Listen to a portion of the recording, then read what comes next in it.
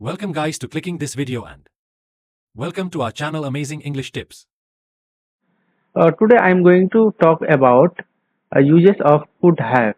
How can I use of could have? Let's see. Here is some examples of using could have. First, if you want to express missed opportunity or regrets, like मैं concert जा सकता था लेकिन मैंने घर पर रहने का फैसला किया। मैं जा सकता था लेकिन मैंने घर में रहने का फैसला किया।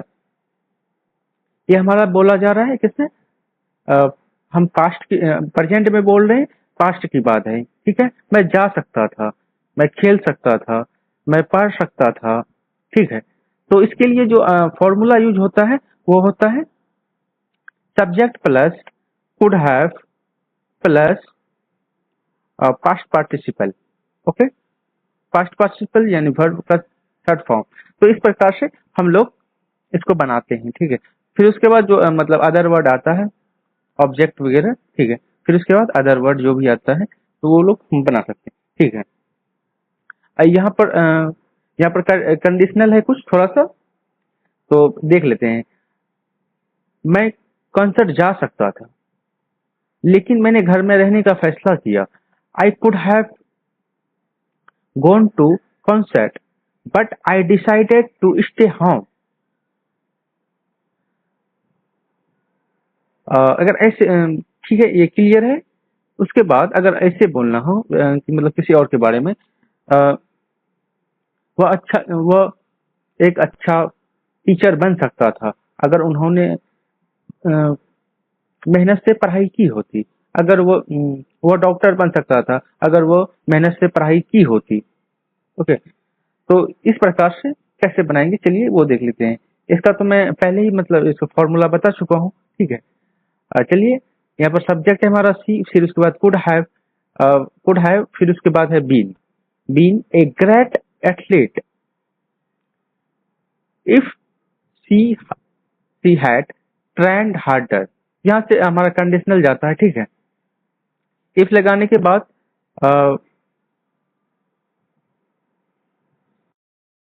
फिर उसके बाद जो हम यहाँ पर लगा रहे हैं सी हैड ट्रेंड हार्डर। हार्डर का जो मतलब होता है वो कड़ी मेहनत होता है। यहाँ पर जो हमारा हो रहा है यूज क्या हो रहा है? Past perfect. ठीक है, यहाँ पर भी हमारा आप लोगों ने देखा था I decided to stay home, ये भी पास्ट परफेक्ट है। ठीक है, जैसे कि अभी ना बोल रहे हैं हम कहीं नहीं जा सके, अभी हम बोल रहे हैं कि मैं जैसे कि मैं कॉन्सर्ट जा सकता था। ठीक है, मैं जा सकता था लेकिन मैंने घर में रहने का फैसला किया। ये तो अभी बोल रहे हैं कि प्रेजेंट में बोल रहे हैं। ये पास्ट मतलब ये काम पूरा हो चुका है, आप घर पर रह चुके हैं, पास्ट परफेक्ट। ठीक है, ये काम पूरा हो चुका है क्योंकि आप घर पर रह सके। और ये है हमारा मिस्ड अपॉर्चुनिटी।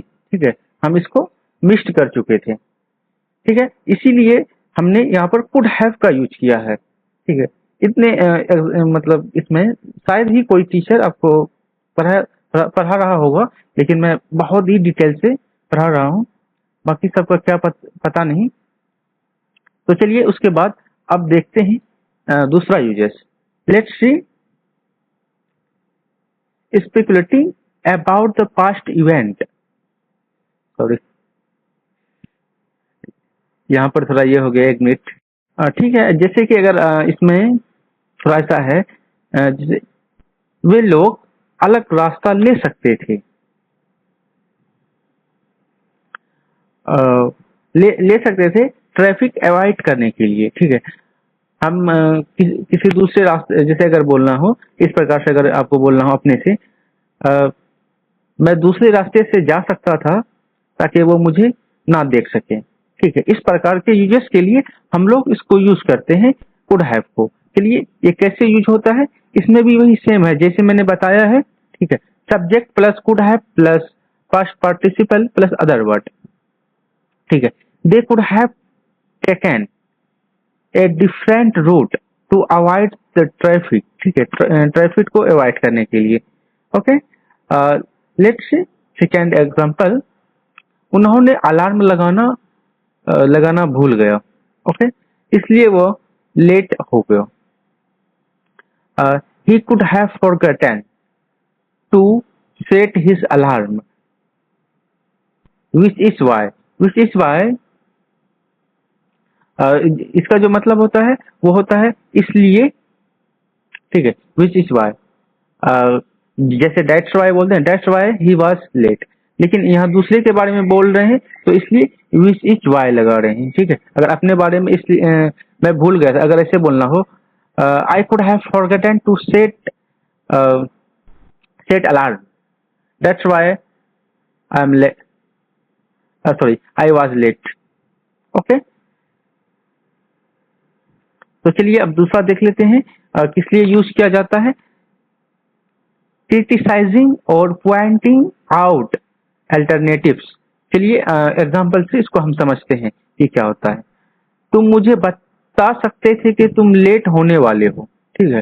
जैसे कि कोई आपका दोस्त आ रहा है तो वो लेट करके मतलब आ गया, जबकि वो बोला था कि मैं बहुत जल्दी आ जाऊंगा, लेकिन वो लेट कर दिया।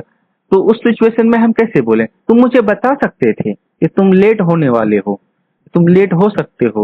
Okay, you could have, subject could have plus फिर उसके बाद टोल्ड, वर्ब का थर्ड फॉर्म में ये भी है, ठीक है।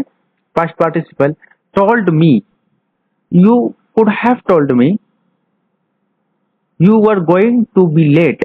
ओके, अब उसके बाद दूसरा एग्जांपल देखते हैं। वह बेहतर वक्त चुन सकता था न्यूज अनाउंस करने के लिए। इसमें भी वही है, सब्जेक्ट है, कुड हैव है, चूसन है, पास्ट पार्टिसिपल है यहाँ पर, ठीक है। बस कुछ नहीं है, बस इसी पे ही सब कुछ बनता है, ठीक है। They could have chosen a better time to announcement the news.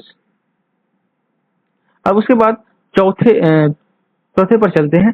Talking about unrealised potential and hypothetical situation, ठीक है। तो चलिए इस एग्जांपल के मदद से समझते हैं। ये सबसे मतलब अच्छा ये है, ठीक है, इसमें होने वाला है, मजा आने वाला है। ज्यादा फंडिंग मिलती तो प्रोजेक्ट को सक्सेसफुल बना सकते थे, सॉरी बना सकता था।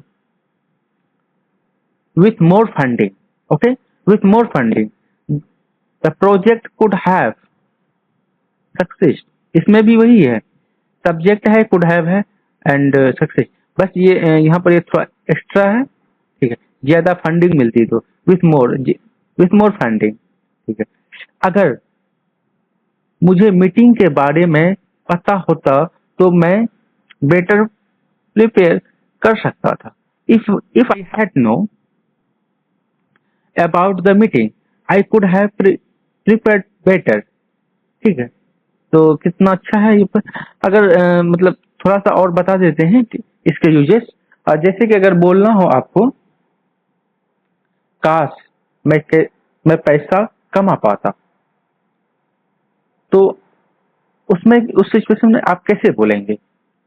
तो चलिए हम बताते हैं कि वो उस सिचुएशन में कैसे बोला जाता है। जैसे कि आई विश, ठीक है, आई विश, तो इसमें कैसे सेंटेंस बनते हैं, इसके लिए अलग एक वीडियो बनाएंगे। फिलहाल हम आपको बता देते हैं। जैसे कि बोलना हो, काश मैं पैसे कमा पाता, I wish I could earn money, I make money, इस प्रकार से बोला जाता है, ठीक है। चलिए अब मिलते हैं अगले वीडियो में। Thanks for watching me, I hope you understood very well.